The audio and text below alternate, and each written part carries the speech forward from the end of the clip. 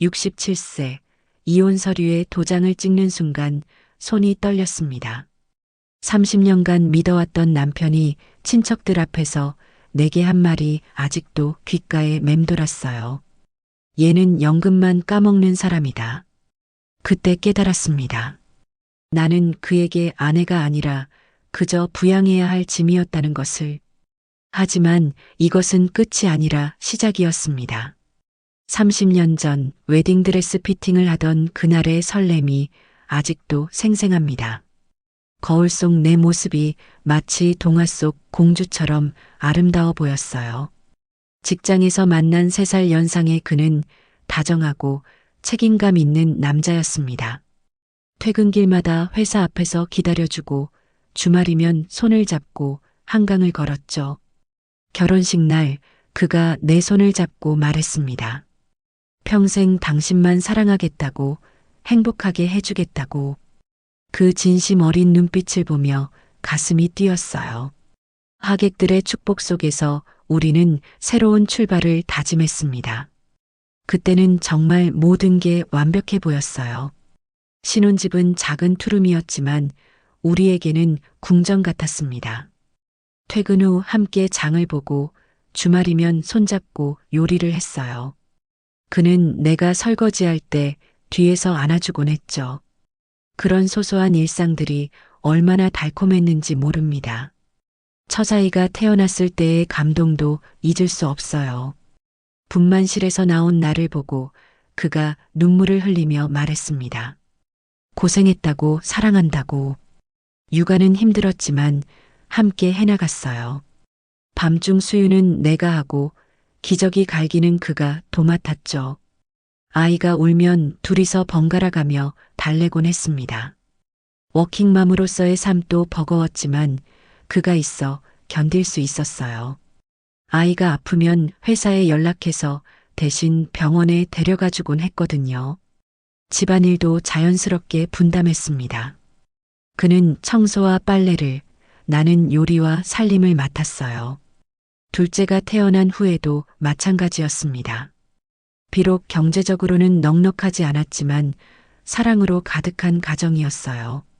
주말이면 아이들과 함께 놀이공원에 가고 여름휴가 때는 바닷가 펜션을 빌려 행복한 시간을 보냈습니다.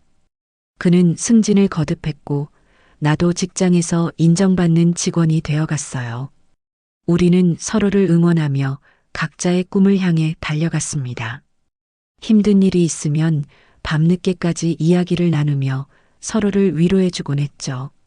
아이들이 중학생이 될 무렵 우리는 더 큰 집으로 이사했습니다. 34평 아파트였는데 그때가 우리 가족의 전성기였던 것 같아요. 아이들은 건강하게 자랐고 부부관계도 원만했으니까요. 특히 기억에 남는 건 결혼 15주년 기념일이었습니다. 그가 깜짝 선물로 목걸이를 사줬는데 그리 비싼 건 아니었지만 정성이 느껴졌어요. 그날 저녁 우리는 오랜만에 둘만의 시간을 가지며 앞으로의 꿈을 이야기했습니다. 노후에는 세계 여행을 하자고 했어요. 유럽의 작은 도시들을 천천히 둘러보며 여유로운 시간을 보내고 싶다고 했죠. 그림도 배우고 싶고 요리 레시피도 수집하고 싶다고 했습니다. 그는 고개를 끄덕이며 함께 하겠다고 약속해줬어요. 그때는 정말 행복했습니다. 평범하지만 따뜻한 일상, 서로를 믿고 의지하는 관계, 함께 꿈꾸는 미래까지 모든 게 완벽해 보였어요. 30년 후 이 모든 것들이 허상이었다는 걸 알게 될 줄은 꿈에도 몰랐습니다. 5년 전 그 가을날 남편이 퇴직사를 들고 집에 돌아왔을 때의 당황스러움을 잊을 수 없습니다. 명예퇴직 대상자로 선정되었다며 씁쓸한 표정을 짓더군요. 하지만 곧 이렇게 말했어요. 이제 진짜 우리만의 시간을 가질 수 있겠다고. 처음에는 저도 기대가 컸습니다. 드디어 함께 여행도 다니고 취미 생활도 할 수 있겠구나 싶었거든요. 그동안 바쁜 직장 생활 때문에 미뤄뒀던 일들을 할 수 있을 거라고 생각했어요. 노후 준비도 함께 체계적으로 할 수 있을 거라고 기대했습니다. 하지만 현실은 생각과 달랐어요. 남편은 은퇴 후 며칠 동안 멍하니 TV만 보고 있었습니다. 평생 일만 하며 살아온 사람이 갑자기 할 일이 없어지니 적응하기 어려워 보였어요. 이해할 수 있었습니다. 시간이 지나면 괜찮아질 거라고 생각했죠. 그런데 일주일이 지나고 한 달이 지나도 상황은 나아지지 않았습니다. 오히려 점점 더 예민해졌어요. 아침에 일어나자마자 TV 리모컨을 찾고 하루 종일 소파에서 뉴스와 드라마를 시청했습니다. 식사 시간 외에는 거의 대화도 하지 않았어요. 가장 힘들었던 건 그의 간섭이 시작된 거였습니다. 제가 출근 준비를 할 때마다 이것저것 참견했어요. 옷차림부터 시작해서 가방 안에 뭐가 들어있는지까지 확인하려 했습니다. 처음에는 관심의 표현이라고 생각했는데 점점 정도가 심해졌어요. 퇴근 후 친구들과 저녁 식사를 하겠다고 하면 얼굴이 굳어졌습니다. 왜 집에서 밥을 안 먹고 밖에서 돈을 쓰느냐며 핀잔을 줬어요. 그래도 처음에는 참았습니다. 은퇴 후 적응 기간이라고 생각했거든요. 문제는 이런 일들이 반복되면서 더욱 심해진다는 거였어요. 장을 보러 가면 영수증을 일일이 확인했습니다. 왜 이걸 샀는지, 가격이 적정한지 따지기 시작했어요. 마치 회계 감사를 받는 것 같았습니다. 주말에 문화센터에 다니고 싶다고 하니 돈 아깝다며 반대했어요. 집에서 TV나 보라고 하더군요. 그동안 바빠서 못했던 취미 생활을 해보고 싶다고 했는데 전혀 이해해주지 않았습니다. 더욱 충격적이었던 건 제 일상을 통제하려 한다는 거였어요. 몇 시에 나가서 몇 시에 들어와야 하는지 정해주려 했습니다. 마치 어린아이를 대하는 것 같았어요. 저는 아직 일하고 있는 성인 여성인데도 말이죠. 친구들과의 만남도 제한하려 했습니다. 누구를 만나는지, 어디서 만나는지, 몇 시까지 만나는지 모든 걸 보고받으라고 했어요. 심지어 친구들의 연락처까지 확인하려 했습니다. 처음에는 은퇴 후 불안감 때문일 거라고 이해하려 했어요. 평생 일터에서 권위를 가지고 살던 사람이 갑자기 그런 게 사라지니 힘들 수도 있다고 생각했습니다. 시간이 지나면 적응할 거라고 기대했죠. 하지만 6개월이 지나고 1년이 지나도 상황은 나아지지 않았어요. 오히려 더욱 심해졌습니다. 집에서라도 주도권을 잡으려는 듯 했어요. 제가 하는 모든 일에 대해 자신의 허락을 받으라고 했습니다. 그때부터 집이 감옥처럼 느껴지기 시작했어요. 퇴근 후 집에 들어가는 발걸음이 무거워졌습니다. 문을 열기 전에 한 번 더 심호흡을 해야 했어요. 과연 오늘은 또 무슨 일로 잔소리를 들을까 하면서 말이죠. 63세 생일을 맞던 그의 봄, 드디어 저도 은퇴를 앞두고 있었습니다. 40년간의 직장 생활을 마무리하는 순간이 다가왔어요. 마지막 한 달은 그동안의 업무를 정리하고 후임자에게 인수인계를 하느라 바빴지만 마음 한편으로는 설렘이 가득했습니다. 동료들이 퇴직 파티를 열어줬을 때 정말 감동적이었어요. 함께 일했던 20년, 30년 지기 동료들이 모여서 그동안의 추억을 이야기하며 웃고 울었습니다. 그들이 준비한 영상 편지를 보면서 눈물이 났어요. 정말 많은 일들이 있었구나 싶었습니다. 퇴직금과 연금 계산서를 받아볼 때도 뿌듯했어요. 그동안 성실히 일한 보람이 느껴졌거든요. 경제적으로도 어느 정도 여유가 생길 것 같았습니다. 이제 정말 하고 싶었던 일들을 할 수 있겠다는 기대감이 솟아올랐어요. 마지막 출근 날 사무실을 둘러보며 40년간의 추억을 되새겼습니다. 신입사원 때부터 과장, 부장까지 올라오면서 겪었던 일들이 주마등처럼 지나갔어요. 힘들었던 순간들도 있었지만 보람찬 시간들이었습니다. 집으로 돌아가는 지하철 안에서 미래에 대한 계획을 세워봤어요. 가장 먼저 하고 싶었던 건 수채화 배우기였습니다. 어릴 때부터 그림 그리는 걸 좋아했는데 직장 생활 하느라 미뤄뒀거든요. 이제야 진짜 여유를 가지고 배울 수 있을 것 같았어요. 남편과 함께 유럽 여행도 가고 싶었습니다. 그동안 둘 다 바빠서 제대로 된 여행을 못 다녀봤거든요. 파리의 루브르 박물관도 가보고 이탈리아의 작은 마을들도 둘러보고 싶었어요. 로마에서 파스타도 먹고 독일에서 맥주도 마시면서 여유로운 시간을 보내고 싶었습니다. 손주들과 더 많은 시간을 보내고 싶기도 했어요. 그동안 일 때문에 아이들 돌봐주기를 제대로 못했는데 이제는 마음껏 할 수 있을 것 같았습니다. 함께 놀이공원도 가고 동화책도 읽어주고 맛있는 음식도 해주고 싶었어요. 봉사활동도 해보고 싶었습니다. 복지관에서 어르신들 도우미를 하거나 도서관에서 책 읽어주는 활동 같은 것 말이에요. 그동안 받기만 했던 사회의 도움을 이제는 되돌려주고 싶었습니다. 새로운 취미도 만들어 보고 싶었어요. 요가나 필라테스 같은 운동도 배우고 요리 레시피도 수집해 보고 싶었습니다. 특히 건강한 음식 만들기에 관심이 많았어요. 나이가 들수록 건강이 중요하다는 걸 깨달았거든요. 집에 도착해서 남편에게 퇴직 소식을 전했을 때 기뻤습니다. 이제 정말 우리만의 시간이 시작된다고 그동안 미뤄뒀던 계획들을 하나씩 실행해 보자고 말했어요. 꽃집에서 꽃다발을 사가지고 가서 선물로 드렸습니다. 그날 저녁에는 특별한 저녁 식사를 준비했어요. 남편이 좋아하는 갈비찜을 만들고 평소 아껴두던 와인도 열었습니다. 촛불도 켜고 낭만적인 분위기를 연출했어요. 마치 신혼 때처럼 설레었습니다. 식사하면서 앞으로의 계획에 대해 이야기했어요. 유럽 여행 이야기를 꺼냈을 때는 정말 즐거웠습니다. 어느 나라부터 가볼까, 어떤 도시가 좋을까 하면서 여행 가이드북도 펼쳐봤어요. 수채화 배우기 이야기도 했습니다. 문화센터에 좋은 강좌가 있다고 등록해보고 싶다고 말했어요. 남편도 처음에는 긍정적인 반응을 보였습니다. 취미생활 하는 것도 좋겠다고 하더군요.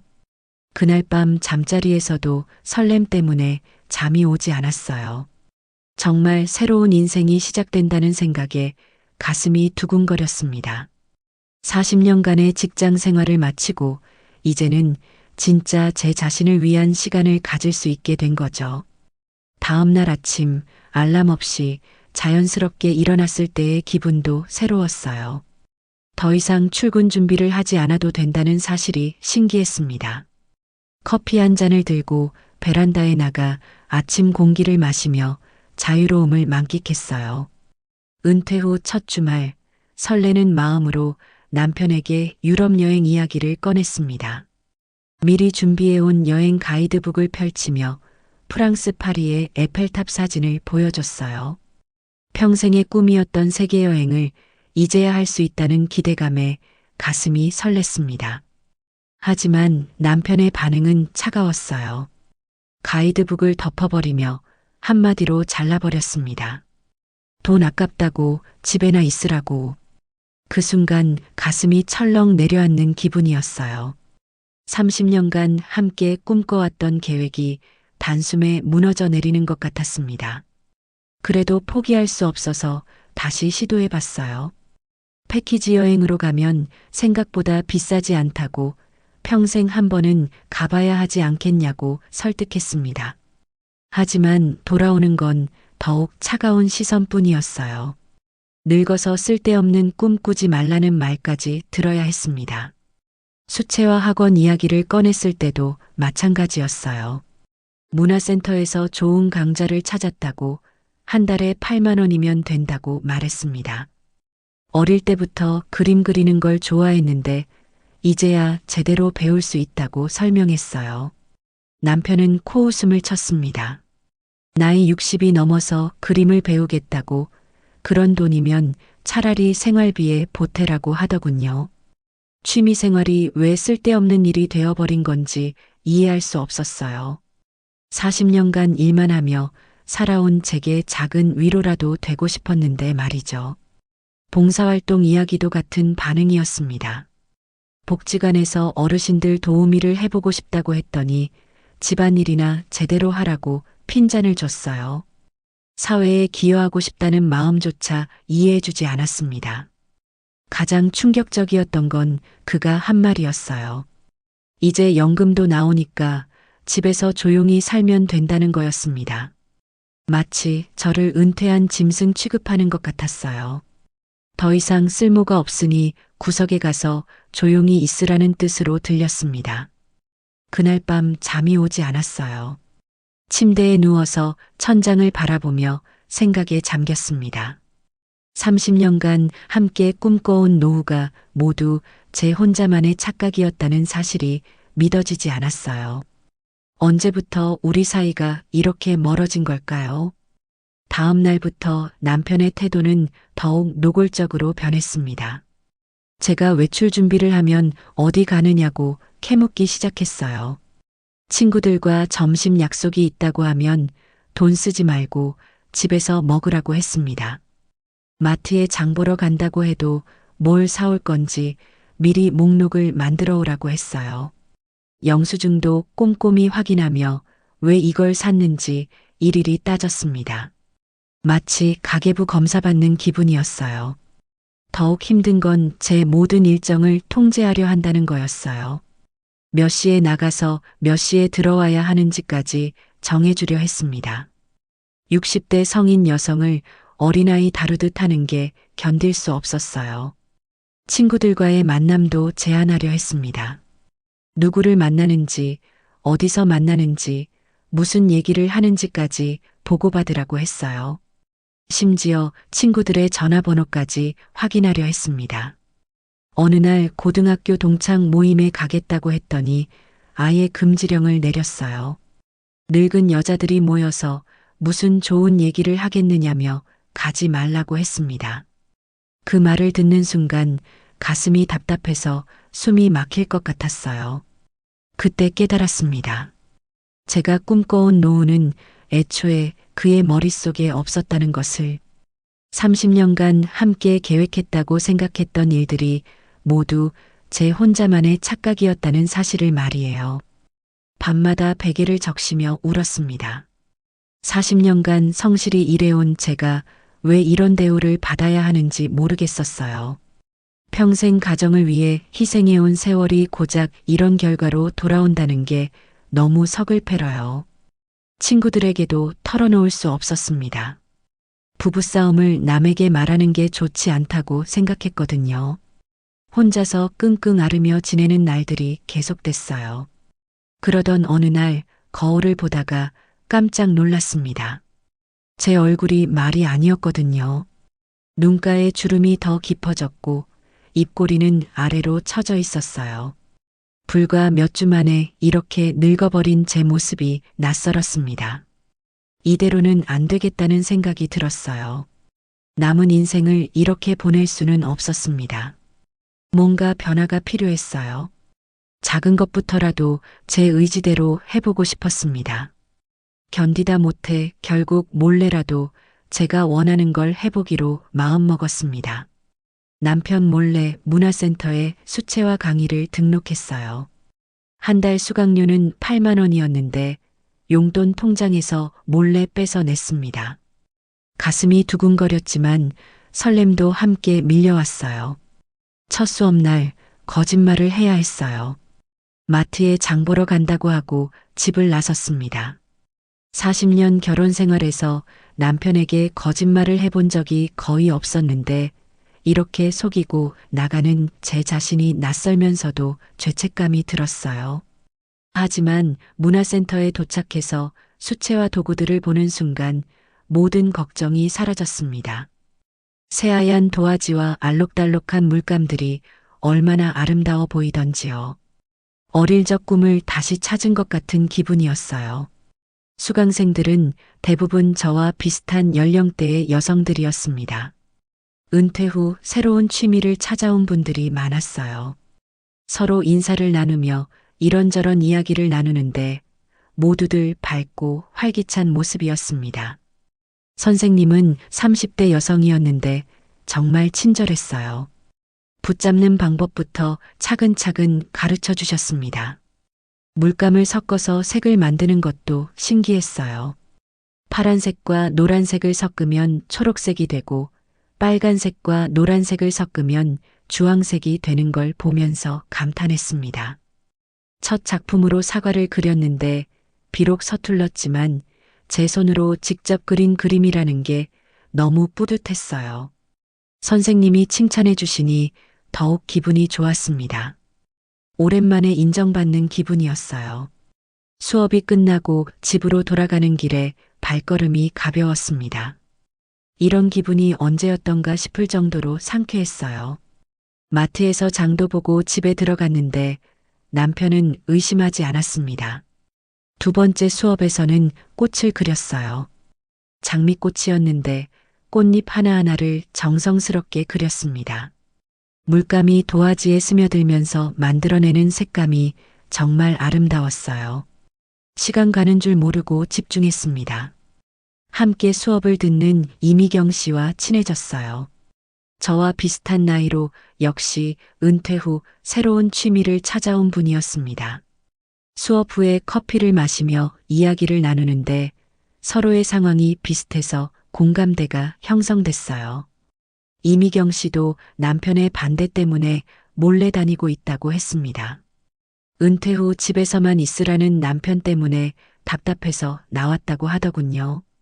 저와 완전히 같은 상황이었어요. 세 번째, 네 번째 수업을 거듭할수록 실력이 늘어가는 게 느껴졌습니다. 처음에는 서툴렀던 붓질도 점점 자연스러워졌어요. 색감을 표현하는 것도 조금씩 익숙해졌고요. 선생님도 실력이 많이 늘었다고 칭찬해 주셨습니다.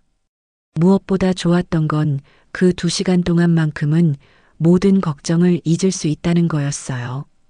오로지 그림에만 집중하다 보면 시간이 금세 지나갔습니다.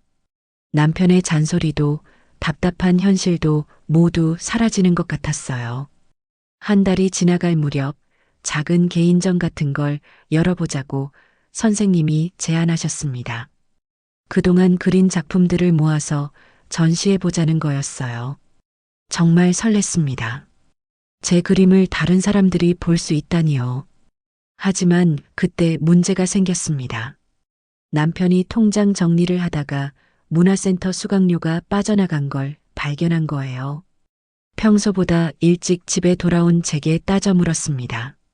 통장을 들고 와서는 이게 뭐냐고 내 허락도 없이 돈을 썼냐고 소리쳤어요.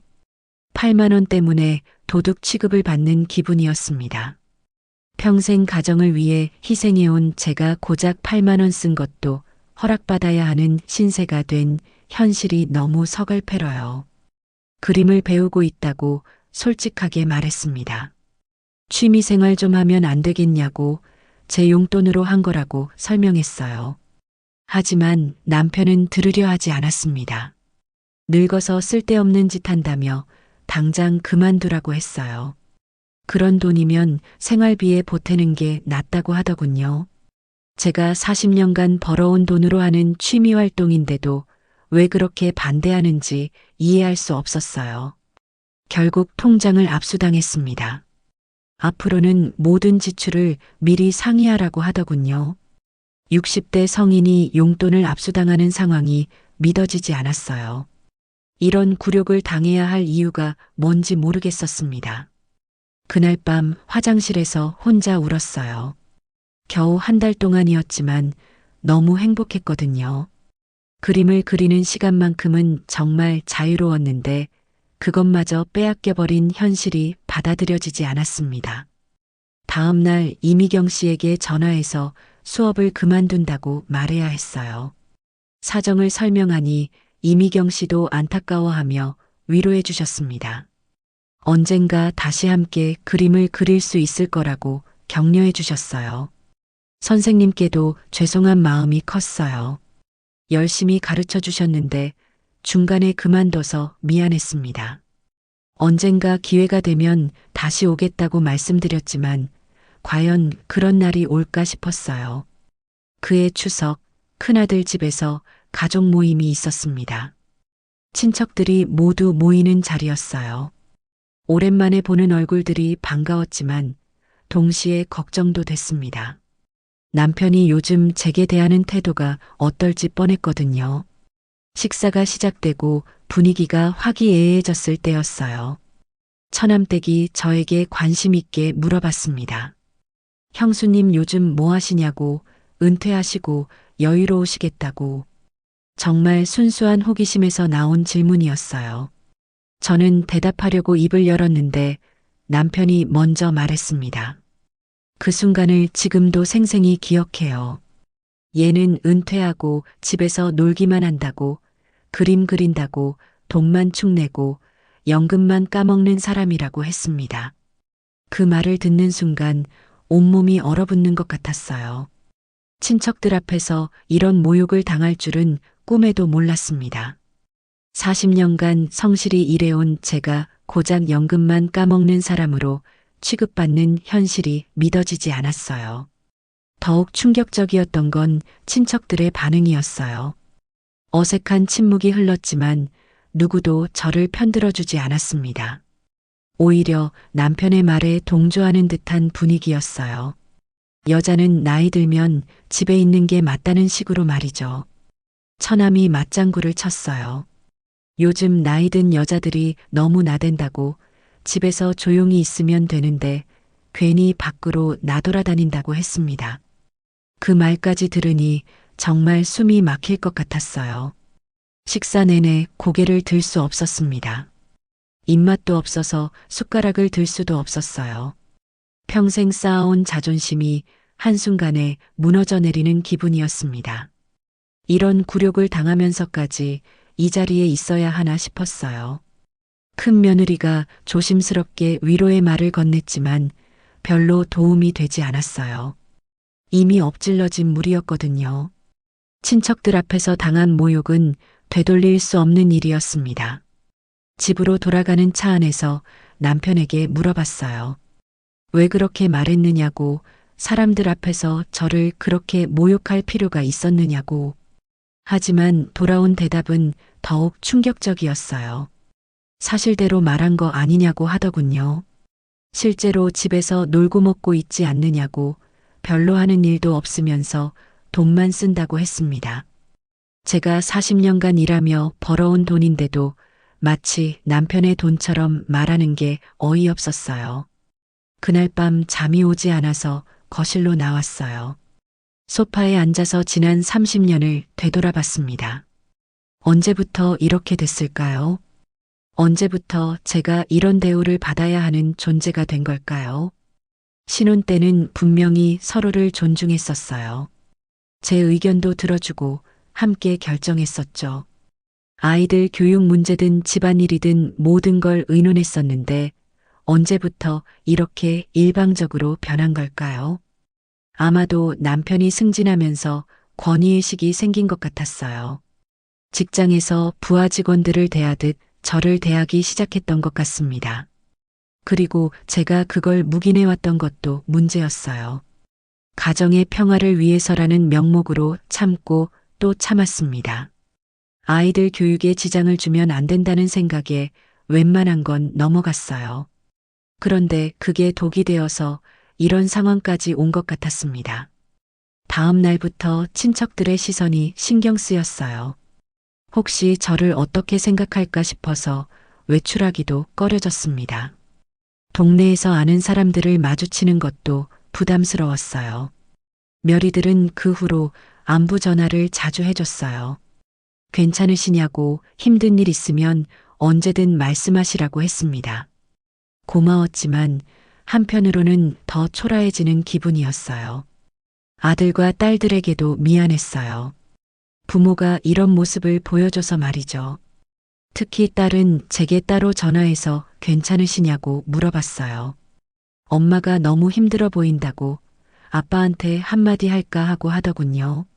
하지만 자식들까지 이 문제에 끌어들이고 싶지 않았어요. 부부 문제는 부부가 해결해야 한다고 생각했거든요. 괜찮다고 별일 아니라고 둘러댔지만 속으로는 너무 힘들었습니다. 그날 이후로 남편의 태도는 더욱 노골적으로 변했어요. 아예 대놓고 죄를 무시하기 시작했습니다. 제가 말을 해도 듣는 척도 안 했고 의견을 물어보는 일도 없어졌어요. 30년간 함께 살아온 부부가 이렇게 남남이 될 수 있다는 게 신기했어요. 같은 집에 살면서도 서로 다른 세상에 사는 것 같았습니다. 더 이상 동반자가 아니라 그냥 함께 사는 타인이 된 기분이었어요. 추석 모임에서 당한 모욕이 마지막 경고였습니다. 그날 밤 거실 소파에 앉아 천장을 바라보며 깊은 생각에 잠겼어요. 이대로 살다가 죽을 수는 없다는 절박한 마음이 들었습니다. 더 이상 참을 수 있는 한계를 넘어선 것 같았어요. 다음 날 저녁 남편이 운동을 나간 후 서랍에서 계산기를 꺼냈습니다. 손이 떨렸지만 용기를 내서 차근차근 계산해 봤어요. 제 연금이 얼마인지, 퇴직금은 얼마나 되는지, 그리고 그동안 모아둔 적금은 어느 정도인지 정리해 봤습니다. 놀랍게도 생각보다 나쁘지 않았어요. 연금만으로도 기본적인 생활은 할 수 있을 것 같았습니다. 물론 지금처럼 넉넉하지는 못하겠지만 혼자 살기에는 충분해 보였어요. 작은 원룸 정도는 구할 수 있을 것 같았습니다. 가장 큰 문제는 재산 분할이었어요. 집과 예금, 그리고 기타 자산들을 어떻게 나눠야 할지 막막했습니다. 법적으로는 어떻게 되는 건지 전혀 몰랐거든요. 혼자서 알아보기에는 한계가 있었어요. 용기를 내서 변호사 사무실에 상담 예약을 잡았습니다. 30년 결혼 생활에서 처음으로 남편 몰래 하는 일이었어요. 전화를 걸 때 목소리가 떨렸지만 꼭 필요한 일이라고 생각했습니다. 변호사 선생님은 생각보다 친절했어요. 제 상황을 차근차근 들어보시더니 충분히 이해한다고 하셨습니다. 요즘 황혼이혼이 늘고 있다고 저와 비슷한 사연으로 오시는 분들이 많다고 하더군요. 재산 분할에 대해 자세히 설명해 주셨어요. 결혼 기간 동안 함께 모은 재산은 기본적으로 반반씩 나누는 게 원칙이라고 했습니다. 제가 40년간 벌어온 돈도 당연히 제 몫이 있다는 말씀이었어요. 위자료에 대해서도 물어봤는데 정신적 피해가 인정되면 받을 수 있다고 하셨어요. 하지만 입증하기가 쉽지 않다고 현실적으로는 재산 분할에 집중하는 게 좋겠다고 조언해 주셨습니다. 상담을 마치고 나오는 길에 마음이 한결 가벼워졌어요. 막연한 두려움이 구체적인 계획으로 바뀌었거든요. 혼자 살 수 있다는 확신이 생겼습니다. 물론 쉽지 않겠지만 불가능하지는 않다는 걸 알았어요. 집에 돌아와서 아이들에게 조심스럽게 이야기해 봤습니다. 먼저 큰딸에게 전화를 걸었어요. 엄마가 요즘 많이 힘들다고 아빠와 문제가 있다고 털어놨습니다. 딸은 이미 눈치채고 있었다고 하더군요. 추석 때 아빠가 엄마한테 한 말을 듣고 정말 화가 났다고 했어요. 엄마가 그런 대우받을 이유가 없다고 오히려 늦었다고 하더군요. 큰딸의 반응에 용기가 났어요. 아들에게도 전화를 걸어서 상황을 설명했습니다. 처음에는 반대했어요. 부부싸움은 부부가 풀어야 한다고 이혼까지 생각할 일은 아니라고 했습니다. 하지만 제가 그동안 겪어온 일들을 자세히 이야기하자 태도가 바뀌었어요. 아빠가 그렇게까지 했는지 몰랐다고 엄마 인생이니까 엄마가 결정하시라고 하더군요. 다만 경제적으로 힘들지 않을지 걱정된다고 했어요. 아이들의 지지를 받으니 마음이 든든해졌습니다. 그래도 가족들이 이해해준다는 게 얼마나 큰 힘이 되는지 몰랐어요. 혼자가 아니라는 느낌이 들었습니다. 친정 언니에게도 상황을 말씀드렸어요. 언니는 예상외로 시원시원한 반응을 보였습니다. 진작 그랬어야 했다고 언니도 보기 불편했었다고 했어요. 언니가 해준 말이 큰 위로가 됐어요. 나이가 들수록 존중받는 관계가 중요하다고, 서로 무시하고 사는 것보다 혼자 사는 게 낫다고 했습니다. 이제라도 깨달은 게 다행이라고 격려해 주셨어요. 며칠 동안 신중하게 생각해 봤어요. 정말 이혼을 할 것인지 아니면 다른 방법이 있는지 고민했습니다. 한 번 더 대화를 시도해 볼까도 생각했지만 이미 너무 많이 시도해 봤었어요. 남편과 진지한 대화를 나눠보려고 했던 적이 한두 번이 아니었습니다.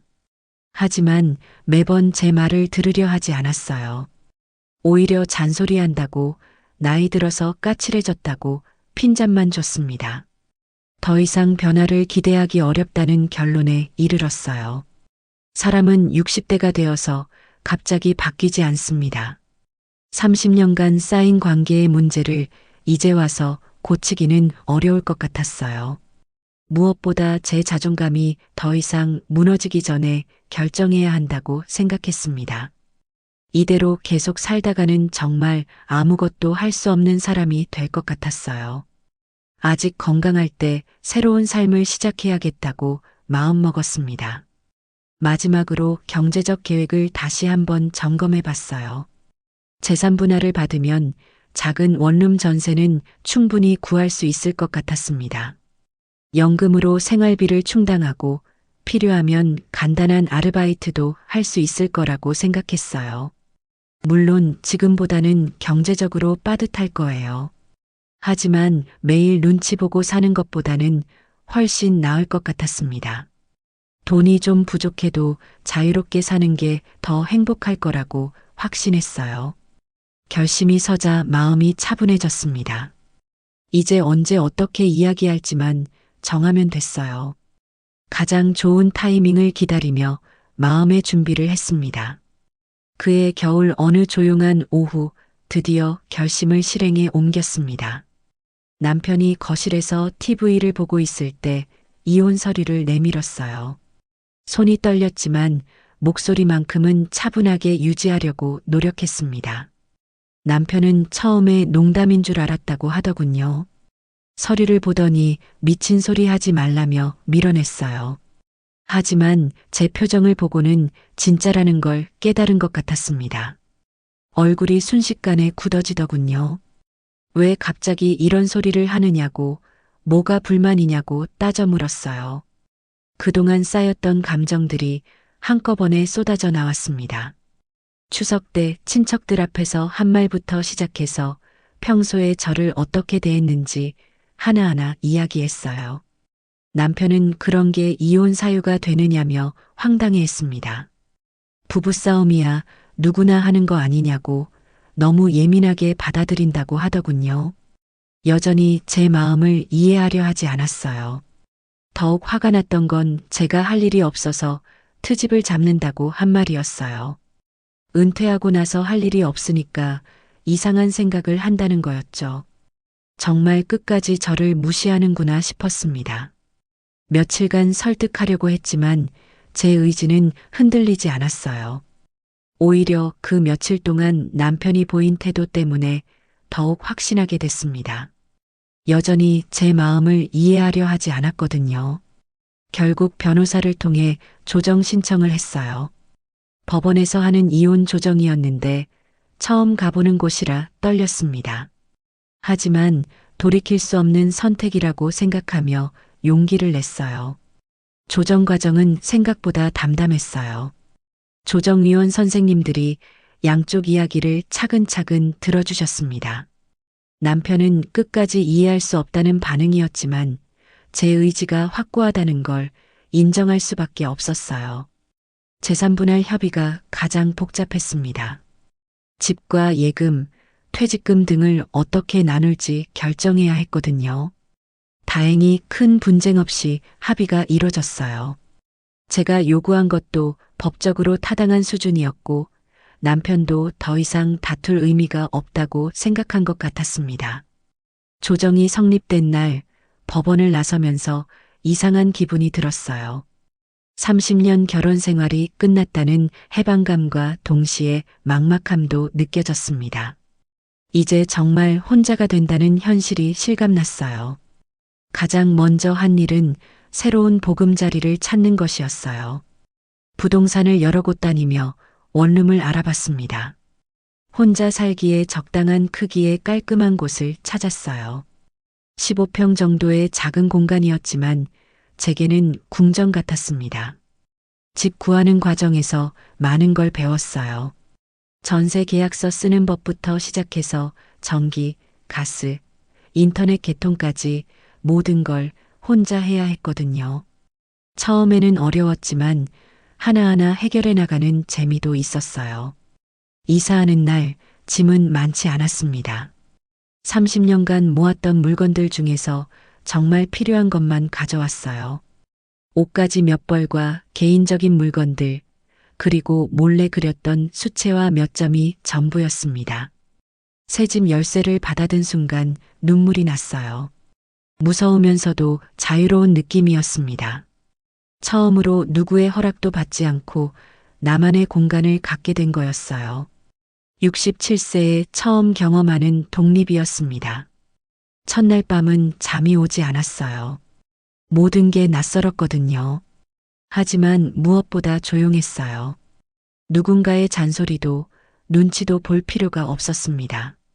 제가 원하는 대로 할 수 있는 공간이었어요.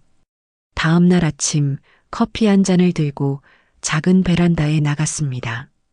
도시 전경이 한눈에 내려다 보였어요. 새로운 하루, 새로운 시작이라는 생각이 들었습니다. 이제 진짜 제 인생이 시작되는 거라고 다짐했어요. 아이들이 축하 꽃다발을 가지고 찾아왔을 때 정말 고마웠어요. 엄마의 용기 있는 결정을 응원한다고 이제라도 행복하게 살라고 격려해줬습니다. 손주들도 할머니 새 집이 예쁘다며 좋아했어요. 친구들의 반응도 다양했어요.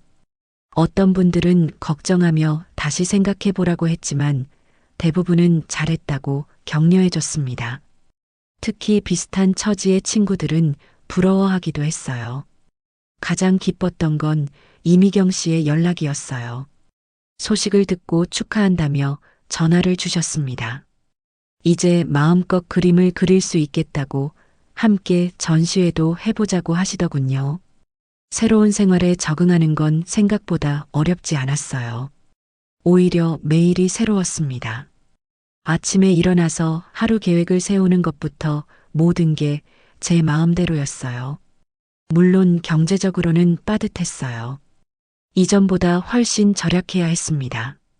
하지만 그런 제약도 나름대로 의미가 있었어요. 정말 필요한 것과 불필요한 것을 구분하게 됐거든요. 무엇보다 자유로웠어요.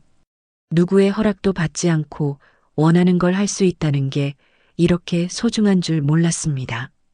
67세에 처음 맛보는 진정한 자유였어요.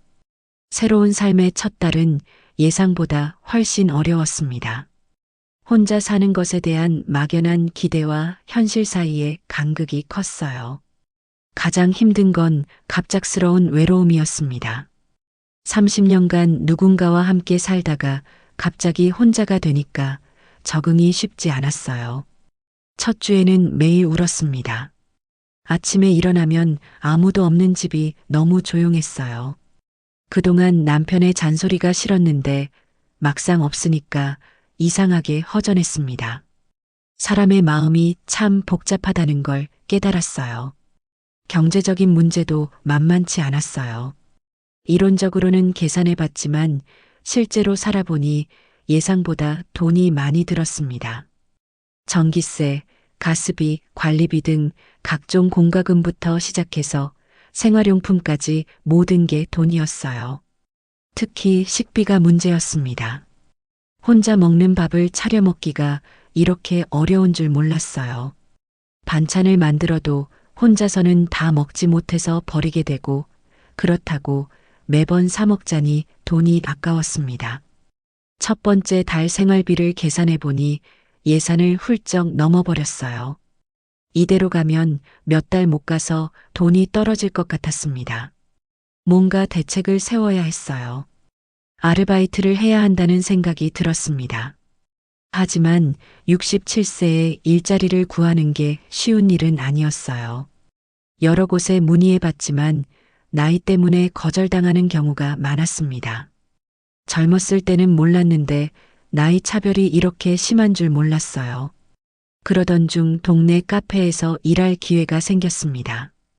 50대 초반의 여성 사장님이 운영하는 작은 카페였어요. 처음에는 나이 때문에 망설이셨지만 제가 간절히 부탁드려서 일주일만 시험 삼아 일해보기로 했습니다. 첫 출근 날은 정말 떨렸어요. 40년간 사무직만 하다가 서비스업을 하게 된 거였으니까요. 커피 만드는 법부터 포스기 사용법까지 모든 게 새로웠습니다. 손님들께 인사하는 것도 어색했어요. 하지만 생각보다 재미있었습니다.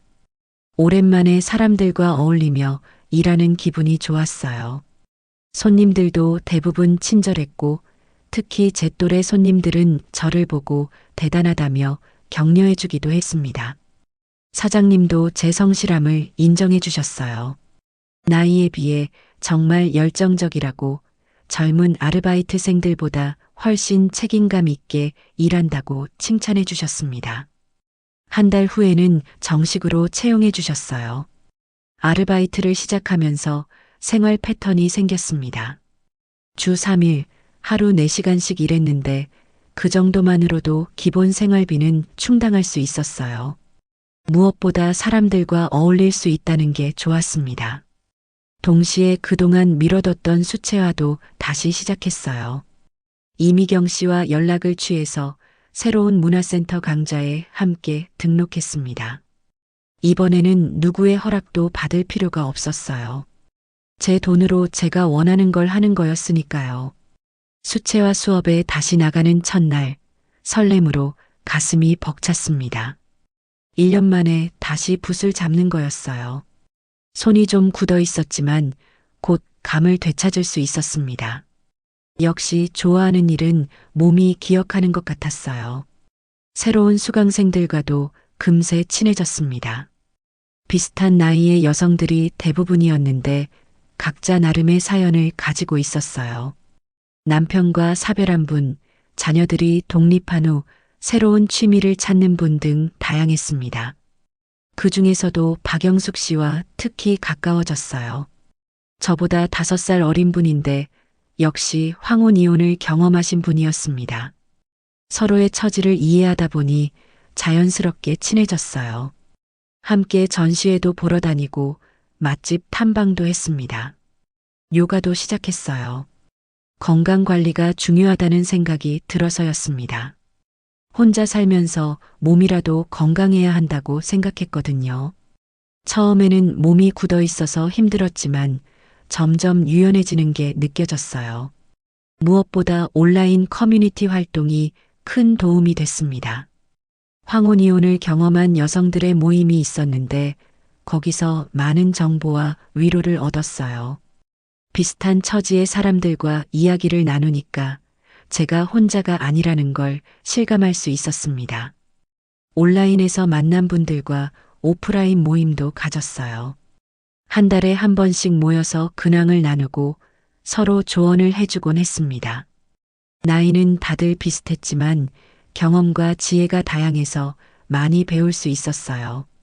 그런 모임을 통해 알게 된 것 중 하나는 저만 이런 어려움을 겪는 게 아니라는 거였어요. 요즘 황혼이혼이 정말 많이 늘고 있다더군요. 특히 여성들이 더 이상 참지 않고 용기 있게 선택하는 경우가 증가하고 있다고 했습니다. 생활이 안정되면서 손주들과 보내는 시간도 늘어났어요. 주말이면 아이들이 놀러와서 작은 원룸을 웃음소리로 가득 채웠습니다. 할머니 혼자 사는 집이 더 자유롭고 편하다며 좋아했어요. 손주들과 함께 요리도 해보고 그림도 그려보면서 새로운 추억을 만들어 갔습니다. 아이들은 할머니가 훨씬 밝아졌다고 예전보다 더 재미있다고 말해줬어요. 그 말을 들으니 제 선택이 옳았다는 확신이 들었습니다. 6개월이 지나면서 드디어 혼자 사는 생활에 완전히 적응했어요. 경제적으로도 안정됐고 새로운 인간관계도 형성됐습니다. 무엇보다 매일매일이 제 의지대로 살아갈 수 있다는 게 행복했어요. 가끔 옛 남편이 어떻게 지내는지 궁금하기도 했어요. 아이들을 통해 들리는 소식으로는 혼자 지내는 게 쉽지 않다고 하더군요. 하지만 그것도 그 사람의 선택이었으니까 어쩔 수 없는 일이라고 생각했습니다. 무엇보다 자존감이 회복됐다는 게 가장 큰 변화였어요. 다시 제 자신을 존중하게 됐고 다른 사람들도 저를 존중해 주는 걸 느낄 수 있었습니다. 나이가 들어서도 얼마든지 새로운 시작을 할 수 있다는 자신감이 생겼어요. 이혼한 지 1년이 지난 지금 거울을 보면 완전히 다른 사람이 된 것 같습니다. 얼굴에 활기가 돌고 눈빛도 살아있어요. 무엇보다 입꼬리가 자연스럽게 올라가 있는 모습이 보입니다. 이런 제 모습을 보면서 정말 잘한 선택이었다는 생각이 들어요. 67세 새로운 나이를 맞으면서 되돌아보니 참 많은 일들이 있었습니다. 힘든 순간들도 많았지만 그 모든 과정이 지금의 저를 만들어준 소중한 경험이었어요. 특히 배신이라고 생각했던 일들이 오히려 제게 새로운 기회를 준 것 같습니다. 경제적으로는 여전히 넉넉하지 않지만 그 안에서 나름의 행복을 찾았어요. 카페에서 일하는 것도 단순한 생계수단이 아니라 즐거운 일상의 일부가 됐습니다. 손님들과 나누는 소소한 대화들이 하루하루를 풍성하게 만들어줘요. 특히 기억에 남는 손님이 있어요. 제 또래의 할머니셨는데 처음 오셨을 때부터 제게 관심을 보이셨습니다. 나중에 알고 보니 비슷한 경험을 하신 분이었어요. 남편과 사별한 후 혼자 살면서 새로운 삶을 개척하고 계신 분이었죠. 그분과 이야기를 나누면서 많이 배웠습니다. 나이가 들어서도 얼마든지 새로운 꿈을 꿀 수 있다고, 중요한 건 포기하지 않는 마음이라고 하시더군요. 그분은 70세에 온라인 쇼핑몰을 시작해서 성공하신 분이었어요. 수채화 실력도 많이 늘었습니다. 1년 동안 꾸준히 연습한 결과 이제는 제법 그럴듯한 작품들이 나와요. 이미경 씨와 함께 작은 개인전도 열었는데 생각보다 많은 분들이 와주셨습니다. 개인전 때 제 그림을 보고 감동받았다는 분이 계셔서 정말 기뻤어요. 60대에 시작한 그림이지만 진심이 담겨 있다고, 나이는 숫자일 뿐이라고 말씀해 주셨습니다. 그 말을 듣고 가슴이 벅차올랐어요. 봉사활동도 시작했습니다. 동네 복지관에서 어르신들 식사 도우미를 하고 있어요. 저보다 나이가 많으신 분들을 도우면서 보람을 느끼고 있습니다. 제가 받은 사회의 도움을 이제는 되돌려드리고 싶다는 마음이에요. 봉사를 하면서 만난 할아버지, 할머니들을 보면서 많은 걸 깨달았어요. 나이가 들어도 서로를 존중하고 배려하며 사시는 분들이 얼마나 아름다운지 모릅니다. 반대로 평생을 함께 살았지만 서로를 원망하며 사시는 분들도 계시더군요. 그런 모습들을 보면서 제 선택이 더욱 옳았다는 확신이 들어요. 존중 없는 관계에서는 함께 있어도 외롭다는 걸 깨달았습니다. 차라리 혼자 있으면서 자신을 사랑하는 게 훨씬 건강한 삶이라고 생각해요. 요가도 꾸준히 하고 있는데 몸이 정말 많이 좋아졌어요. 전에는 계단 오르기도 힘들었는데 지금은 한 번에 5층까지 올라갈 수 있습니다. 무엇보다 정신적으로 안정감을 얻는 게 가장 큰 효과예요. 새로운 친구들도 많이 생겼어요. 수채화 반 친구들, 요가 친구들, 봉사활동에서 만난 분들까지. 각자 다른 배경을 가지고 있지만 서로를 인정하고 응원해주는 관계들이에요. 이런 건강한 인간관계가 얼마나 소중한지 새삼 느끼고 있습니다. 특히 박영숙 씨와는 정말 좋은 친구가 됐어요. 서로의 아픔을 이해하면서도 미래에 대한 희망을 나누는 관계입니다. 함께 여행 계획도 세우고 있어요. 내년 봄에는 제주도 여행을 가기로 했습니다. SNS도 시작했어요.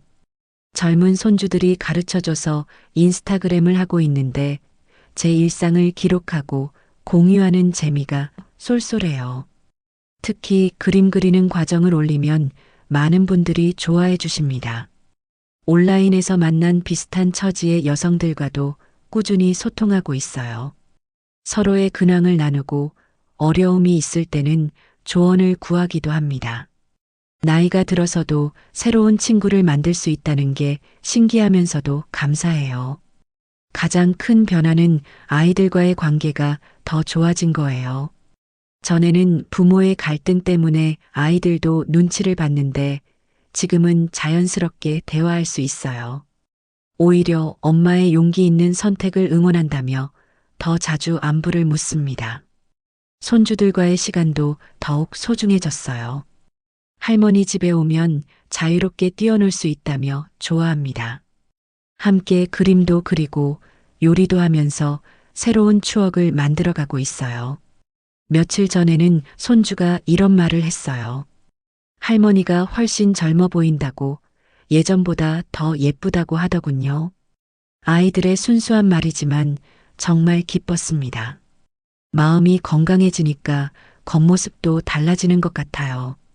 이제는 미래에 대한 꿈도 생겼어요. 수채화 실력을 더 늘려서 언젠가는 개인전도 제대로 열어보고 싶습니다. 여행도 더 많이 다니고 싶고 새로운 취미도 도전해보고 싶어요. 특히 글쓰기에도 관심이 생겼어요. 제 경험을 글로 써서 비슷한 처지의 여성들에게 도움이 되고 싶다는 생각이 들어요. 나이가 들어서도 얼마든지 새로운 시작을 할 수 있다는 메시지를 전하고 싶습니다. 30년간의 결혼 생활이 모두 무의미했던 건 아니에요.